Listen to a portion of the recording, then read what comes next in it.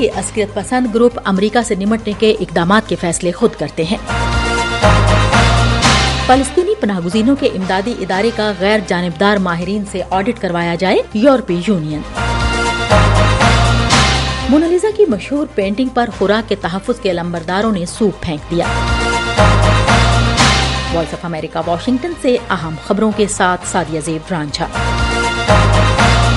ایران کے وزیر انٹیلیجنس اسماعیل خطیب نے مشرق وسطی میں امریکہ کی موجودگی کو جارحانہ قرار دیتے ہوئے کہا ہے کہ ایران کے حمایت یافتہ عسکریت پسند گروپ خطے میں اپنے اقدامات کے فیصلے خود کرتے ہیں۔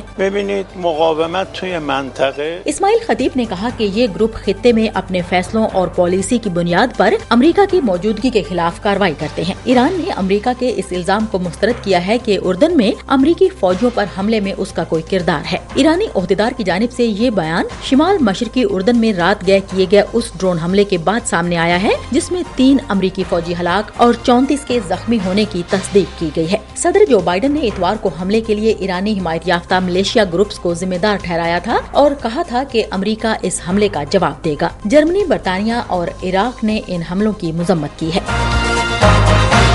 ہم وائس آف امریکہ واشنگٹن سے آپ سے مخاطب ہیں۔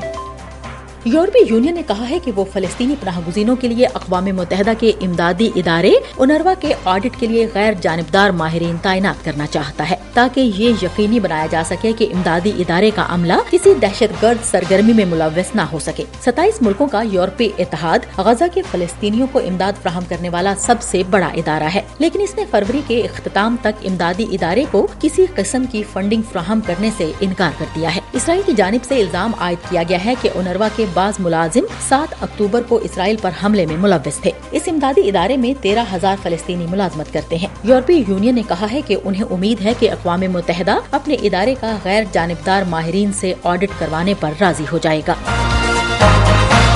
اقوام متحدہ کے سیکرٹری جنرل اینٹونیو گوٹیرس نے اپیل کی ہے کہ عالمی برادری اونروا کی فنڈنگ جاری رکھے۔ اسرائیل کی جانب سے ان الزامات کے بعد امریکہ سمیت 8 مغربی ملکوں نے اونروا کی مالی امداد بند کرنے کا اعلان کیا ہے۔ UNRWA ان الزامات کی تردید کرتا ہے اور کہتا ہے کہ اس نے ان ملازمین کے خلاف فوری کارروائی کی ہے جن پر حملے میں حصہ لینے کا الزام ہے۔ گوٹیرس نے کہا کہ اگر امداد بحال نہ کی گئی تو اونروا کو فروری کے اختتام تک غزہ کے 20 لاکھ انسانوں کی مدد کے آپریشنز بند کرنے پڑیں گے۔ انہوں نے کہا کہ چند لوگوں کے جرم کی سزا اتنی بڑی آبادی کو نہیں دی جا سکتی۔ رفح میں بے گھر فلسطینیوں نے خوف اور تشویش کا اظہار کرتے ہوئے کہا ہے کہ یہ ہمارے لیے سزائے موت کے مترادف ہے۔ ہم وائس آف امریکہ واشنگٹن سے آپ سے مخاطب ہیں۔ شمالی کوریا کے رہنما کم جونگ ان نے دھمکی دی ہے کہ وہ دشمن کے مقابلے کے لیے جوہری ہتھیاروں سے لیس بحریہ کی تعمیر کے اپنے ہدف کو پورا کریں گے۔ ریاستی میڈیا نے پیر کو کہا کہ کم جونگ ان نے جوہری طاقت سے چلنے والی آبدوز کی تعمیر کی کوششوں کا جائزہ لیا ہے اور آبدوزوں سے لانچ کیے جانے والے نئے کروز میزائلوں کی ٹیسٹ فائرنگ کا معائنہ کیا۔ یہ رپورٹ اس کے ایک روز بعد سامنے آئی جب جنوبی کوریا کی فوج نے کہا کہ شمالی کوریا کی جانب سے مشرقی بندرگاہ کے قریب پانیوں پر متعدد کروز میزائل فائر کیے گئے ہیں۔ امریکہ، جنوبی کوریا اور جاپان کے ساتھ بڑھتے ہوئے تناؤ کے درمیان شمالی کوریا کی جانب سے ہتھیاروں کا یہ تازہ ترین مظاہرہ تھا۔ ترکی کے وزیر داخلہ نے پیر کے روز کہا کہ استنبول کے ایک چرچ میں اتوار کو ایک شخص کی ہلاکت کے سلسلے میں اسلامک اسٹیٹ کے 2 ارکان کو حراست میں لیا گیا ہے۔ ترک وزیر داخلہ نے کہا کہ مشتبہ افراد میں سے ایک کا تعلق تاجکستان اور دوسرے کا روس سے ہے۔ وزیر داخلہ نے کہا کہ پولیس نے حملے کی تحقیقات کے حصے کے طور پر 30 مقامات پر چھاپے مارے اور کل 47 افراد کو حراست میں لیا۔ ترک حکام نے اس حملے کی میڈیا کوریج پر پابندی عائد کر دی ہے۔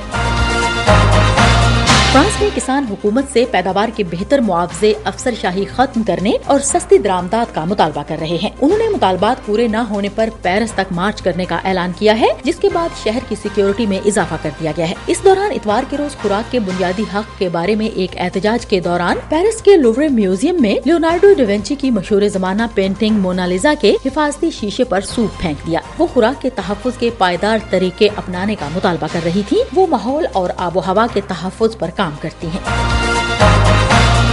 اس کے ساتھ ہی وائس آف امریکہ واشنگٹن کی اردو سروس سے خبروں کا یہ بلیٹن اب ختم ہوتا ہے۔ سعدیہ زیب رانجھا کو اجازت دیجیے۔